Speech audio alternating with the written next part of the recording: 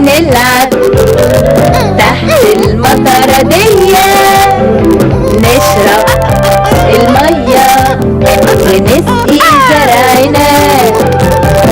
في المطرة بتزيد الحركة وننط لفوق زي السمكة. المية تنعشنا وكمان بتفرفشنا. في المطرة رح نجري ونلعب وحنرتاح من بعد ما نتعب. نشرب المية ونسقي زرعنا.